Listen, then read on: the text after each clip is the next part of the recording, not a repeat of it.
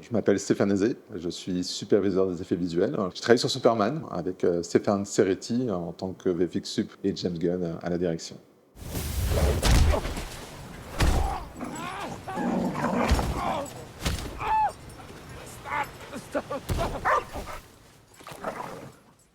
J'ai eu la chance de travailler sur Les Gardiens de la Galaxie, troisième volume. Comme sur Montréal, s'était occupé entre autres de Cosmo. Il y avait eu de nombreuses questions qui étaient posées sur Cosmo. Comment un super chien bouge, quelle va être notre approche.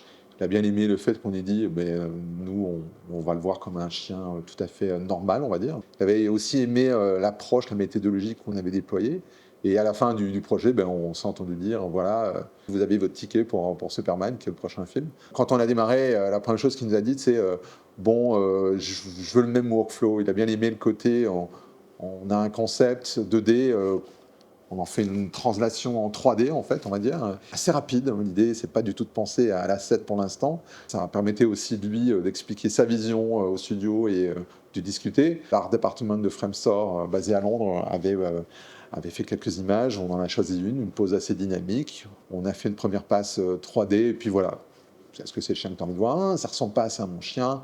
Parce que, pour ceux qui ne savent pas, James Gunn est venu avec l'idée que Crypto soit son chien, qui s'appelle Ozu, qui était 2 fois plus petit et qui n'était pas blanc, mais c'était plus dans la façon avec laquelle il bougeait, plus dans la personnalité. Il dit, quand je vois mon chien qui n'écoute pas, qui fait ce qu'il a envie, qui n'en a rien à foutre, j'ai juste l'impression que c'est le chien que j'ai envie de voir. Il voulait pas l'idée d'avoir un chien intelligent, comme il dit. Il dit, mon chien, il part dans tous les sens, il n'écoute pas, c'est ça que je veux. Dans les étapes d'après, étant donné que ça devait être le chien de James Gunn, on avait demandé à ce qu'il fasse un photoscan de son chien, chose qui a été faite.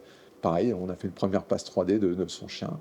C'était plutôt une base. Ça permettait d'avoir une idée des proportions, de se dire, tiens, est-ce qu'on va garder un petit peu des détails sur la coloration, même si son chien n'était pas blanc, mais le patterning, comme on dit. On pense que c'est un chien blanc, et c'est, on va dire, un chien creamy, avec quelques zones subtiles de couleur sur son pelage. Mais ça vient aussi de ce qu'on a pu extraire de son chien. Il a filmé avec son smartphone des tonnes de vidéos dans toutes les pièces de sa maison, qui nous ont permis vraiment, avec notre superviseur d'animation, Luc Miro, de vraiment commencer tout le processus d'étudier, tiens, qu'est-ce qui fait Crypto unique, quoi, Ozu, j'ai envie de dire, qu'est-ce qui fait Ozu unique, comment il bouge, quoi. Et ça a permis vraiment de commencer à faire pas mal d'études d'animation, en fait. Dans l'idée d'apporter un maximum de réalisme, ça a été fait à plusieurs niveaux. Il y a eu l'animation, il y a aussi le look. Un chien, il a toujours des poils, on va dire, morts à l'intérieur de ses poils. C'est ce qu'on va faire. En fonction des différents événements, dans la séquence d'ouverture, quand il court dans la neige et autres, on va mettre des snowflakes, tu vois, qui sont stuck dans le groove. Donc, tout ça, c'est le genre de choses qu'on a voulu apporter. De la poussière, à un moment donné, ses pattes sont humides quand il marche dans la neige, donc du coup, ça rend le groom avec un look différent. Donc ça, c'était vraiment important. Et puis, pour l'animation, il y a eu tout un processus, on va dire, de ce qu'on appelle face shape. Et ça, c'était complètement drivé par l'animation et le creature supervisor, qui s'appelle Pierre-Louis Aymon. Donc, c'était vraiment de dire, voilà, on va créer des face shapes qui vont être blendés, qui vont créer de nouvelles face shapes. Je crois qu'on a dû en créer 100, à peu près 180 uniques face shapes, et quand elles étaient blendées, on était à 774, quelque chose comme ça, qui donc ont dû être riguées et qui permettaient aux animateurs d'aller hyper précisément sur exactement quelle émotion il voulait apporter, quel détail il voulait apporter. Ça a quand même été assez loin, le chien était, on va dire, assez lourd à rendre, parce qu'il y avait énormément de détails. On a dû procéder à un moment donné à tout un processus d'optimisation pour se dire, voilà, le chien fonctionne dans tous les shots, mais à un moment donné, quand ça ne nécessite pas d'avoir autant de détails, soyons smart et disons-nous qu'il faut avoir une version qui puisse être rendue un peu plus rapidement, on va dire. Yatuicho, feroz kokalo cuando yo sasasichi panchova, Yok ikermikhayu tahang Krypton. tihansanul yanratija. C'est le storytelling qui doit vraiment décider de la technique qui va être utilisée. Stéphane Serretti n'est pas arrivé en disant vous devez utiliser le Gaussian Splat parce qu'on a fait des hologrammes. C'était plutôt très très tôt dans le process. Il a dit voilà, il y a un point crucial dans le déroulé de l'histoire, qui est les parents biologiques de Superman délivrent un message. L'hologramme des parents va être copié 3 fois, peut-être 5, on ne sait pas encore, à différentes échelles, donc ils peuvent être assez grands aussi dans la forteresse. Donc on avait un peu tous ces éléments, puis il y a eu un peu une inquiétude de réalisateur, James Gunn, en disant « Ouais, mais moi je veux que ça ait un look comme un footage. Et je veux pas qu'à un seul moment on dise « Il n'y aurait pas un truc 3D là-dedans ?» Et puis pour obtenir ce tel niveau de réalisme, de détail, il fallait vraiment aller assez loin dans l'exécution des personnages en 3D. C'est Stéphane Serretti qui, à un moment donné, est venu en disant « Écoutez, vous devriez regarder technique, je ne sais pas ce que ça peut donner vraiment, ça s'appelle le Gaussian Splat. » Puis c'est ce qu'on a fait. On a demandé à 3 différentes compagnies de faire un test. Et puis on est venu avec une compagnie qui est basée à Londres qui s'appelle Infinite Reality. Le problème, ils ne pouvaient pas bouger leur tech, parce que le tournage était à Atlanta. On ne peut pas aller à Atlanta. C'était devenu un peu comme une non-option au début. Ils ont fait, ouais, même s'ils ont fourni un test qui tue, ça va être très compliqué de convaincre le studio. Mais bon, voilà, ils ont fait plusieurs tests. Pendant les différentes phases d'élaboration de tests, ils arrivaient tout le temps avec des tests toujours de plus en plus convaincants. Clairement, ils m'ont demandé, Stéphane, qu'est-ce que tu penses, toi? C'est quoi la solution? À un moment donné, on a dit, on pense que la meilleure solution, c'est celle-là, c'est aller avec le Gaussian Splat.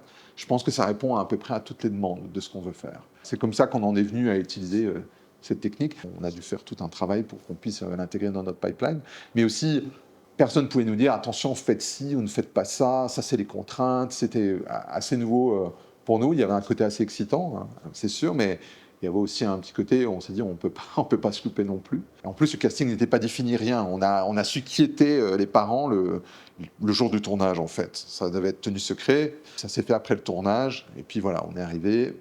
Et c'est un peu comme ça que ça s'est passé. Les avantages, c'est on pouvait mettre la caméra où vous voulez. On a unlocké certains shots qui utilisaient des plates en étant full CG, parce que sur certains shots, par exemple, on avait une focale assez longue. On n'avait pas vraiment de parallaxe quand la caméra bougeait un peu. On nous a dit, bah, tiens, vous ne pourriez pas avoir une focale un peu plus courte, ça créera plus de parallaxe. Étant donné qu'on avait aussi une version 3D de la Fortress, on s'est dit, oui, c'est pas un souci. Et tout de suite, ça ouvrait de plus en plus de portes. Ça devenait de plus en plus excitant quand on a commencé un peu aussi à étudier le côté message un peu détruit. Ils voulaient des glitches, ils voulaient que le message soit déformé. On pouvait vraiment jouer avec un côté en 3 dimensions qui était super intéressant. Quand le personnage glitch, à ce moment-là, on se met à voir l'arrière du personnage, paf, ça revient. La vraie contrainte qu'on a eue, qui à la fin n'a pas été une contrainte pour nous, parce que le chef opérateur on va dire, a établi le lighting des hologrammes, c'était assez top-down view, quoi. Vraiment, la lumière venait du haut, donc ça ne posait pas vraiment de problème pour qu'on puisse poser l'hologramme, mais on nous avait quand même demandé, tiens, est-ce qu'il y a une possibilité de relighter le Gaussian Splat, chose qu'on ne pouvait pas faire. On a dit non, tout est béqué dedans, on ne peut pas changer la lumière. Au début, c'est sûr qu'on ne répondait pas dans le cahier des charges du client on veut aussi avoir la possibilité de relighter l'hologramme, mais ça n'a jamais été à un moment donné un frein, en fait. On a aussi joué avec les inconvénients du Gaussian Splat qui des fois manque de stabilité. En travers comp, on a dû dénoiser et stabiliser aussi les imperfections, mais à la fois on s'est dit, tiens, c'est un hologramme, le fait que ce soit un petit peu imparfait, ça colle aussi. Bon, le client était assez vite rassuré quand il a commencé à voir les premiers tests, on a mis on va dire le Gaussian Splat dans les shots, et puis jamais ça n'a vraiment été une question, quoi. Ils se sont dit, oui, je pense pas qu'on aurait pu utiliser notre technique et y avoir un résultat aussi convaincant.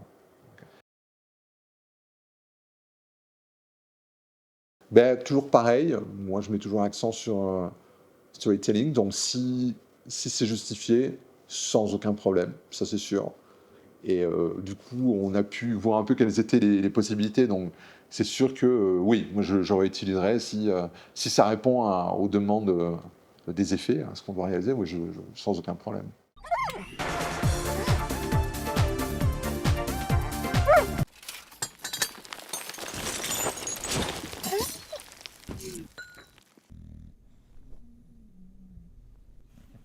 C'est une idée qui commençait à venir, on va dire, vers le mois de mars, alors qu'on était vraiment à fond dans la livraison et bon, c'était assez intense. C'est quelque chose qui avait été fait sur Guardians, sur le volume 3. Il y avait quelques petits clips qui avaient été faits.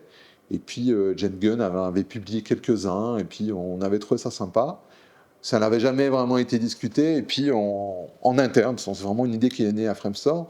on a dit, mais tiens, ce serait plutôt bien de reprendre cette idée, de se dire, on va faire des petits clips, en sachant aussi que de toute façon l'animation doit de toute façon être loquée sur un film normalement avant les 8 dernières semaines de livraison, ou alors ça veut dire que tu es vraiment mal en point. Ce qu'on s'est dit aussi, c'est qu'on allait faire beaucoup de réutilisation. Il y avait des séquences qui avaient été extraites du film, qui étaient devenues des pubs. Et puis on en est venu à l'idée de se dire, tiens, pour apporter un peu de fun, on va demander à tous les artistes de pitcher des idées. Quand les animateurs ont fini, ils ont commencé à faire ces petits clips. Et puis au niveau lighting, environnement, pareil, énormément de réutilisation de ce qui avait déjà été fait. C'était un peu un gamble parce que le studio a commencé à savoir qu'on faisait ça. Ils ont dit, ah mais tiens, ça peut nous intéresser. Quand les studios, c'est essentiellement James Gunn, ils savaient qu'on avait fait ça. Donc il était un peu excité, il disait mais vous faites quelque chose, j'aimerais bien, faites attention à ce qu'il y a à la promotion du film. Il ne savait pas ce qu'on avait fait, d'autant plus que nous, il n'y a personne qui nous a dit quoi faire. Même en interne, on a fait nos petits scénarios, personne, pas de contraintes. L'idée c'était aussi de dire, voilà, nous on les fait, mais s'ils pouvaient taguer Framestore aussi, ça serait bien aussi. Ça permet aussi à Framestore d'avoir un peu de visibilité, parce que nous on ne peut pas sortir d'images avant que le film sorte. Puis des fois il y a un embargo en fonction des studios, qui fait que tu dois même attendre plusieurs semaines après la sortie du film pour commencer à communiquer sur ton travail. Là, ça permettait de communiquer même avant que le film ne sorte. Au final, il les a toutes publiées. On a eu, je pense, toutes vidéos confondues, un peu plus de 50-60 millions de vues. Donc c'était plutôt hyper bien reçu. Ils ont tout aimé, donc c'était un peu comme une happy end. Même sans ça, tout le monde était content d'avoir bossé sur le show, mais ça a rajouté une autre dimension en fait.